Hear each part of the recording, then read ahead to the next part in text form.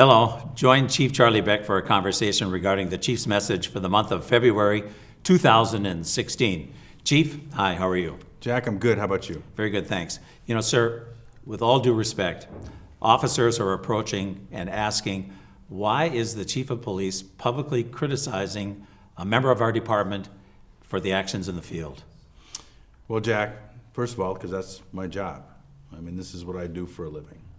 I think people have to remember that the many, many times that I come forward and tell the public that our officers have done the right thing and that I believe in them and that I think their actions were not only lawful but within department policy, that you can't just have that for your chief. Your chief cannot only talk about the good things that happen, even though I would much prefer to do that. In this case, I have to admit the bad things. And when I see an act that I believe is criminal, then I have to talk about it. You know, I've been a police officer for 40 years in this city, and unfortunately during that time, I've had to take law enforcement action against other police officers.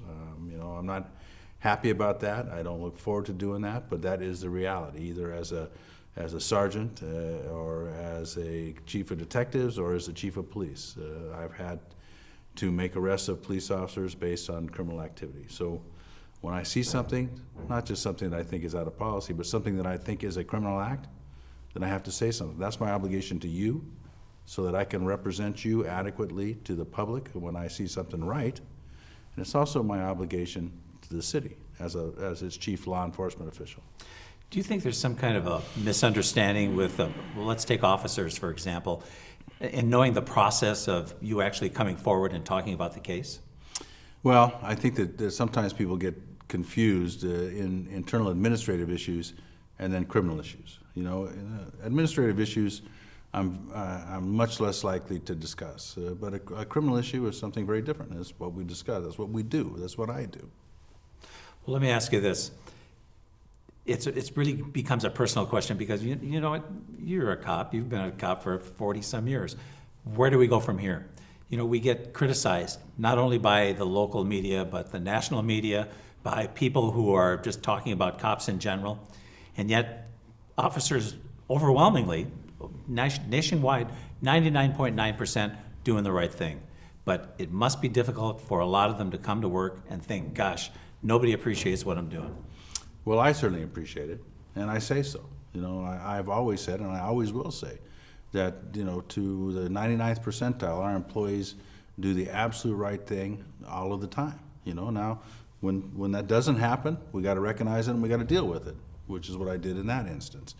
But we also have to make sure that we award employees for doing the right thing. And that's why we, you know, not only have our different department awards, but, you know, why we do these kind of videos and we do our media days, you know, to talk about the good things we do. And I think that's really important. And then the other thing is,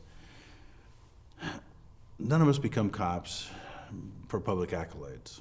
We all realize this is a tough job, that we're going to have to do things that are sometimes unpopular, and we're going to have to take actions that sometimes people do not understand. So we do our best to explain them, and we should do that every day. But we always have to recognize doing the right thing is its own reward. Doing what is right is what we're here to do. Must be hard for you, and I'm going to say personally, for that whole issue. Well, it is, Jack, but you know, I've had to do a lot of hard things. Unfortunately, I've buried far too many partners, given far too many eulogies, had to arrest police officers too many times. You know, my career has had a number of things that have been hard to do. But it's also given me my family. It's what introduced me to my wife.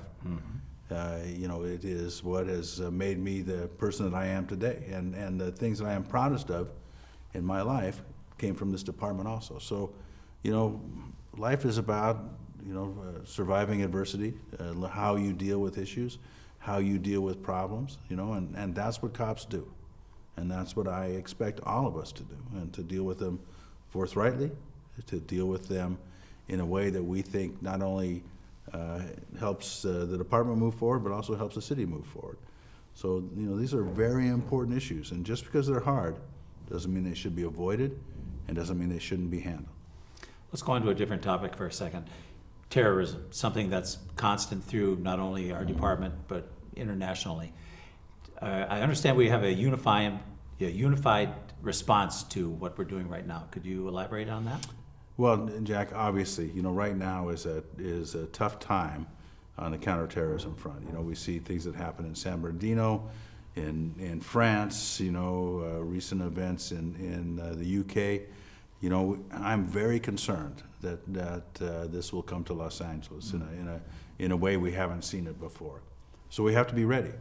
One of the primary reasons I expanded Metropolitan Division is to be able to increase our readiness and our response capability to exactly the kind of things that happened in San Bernardino, to exactly the kind of things that happened in Paris. And one of the reasons that we're so intent on MACTAC training and on making sure that all of our employees understand their responsibilities and how we respond to active shooter incidents is because of these issues.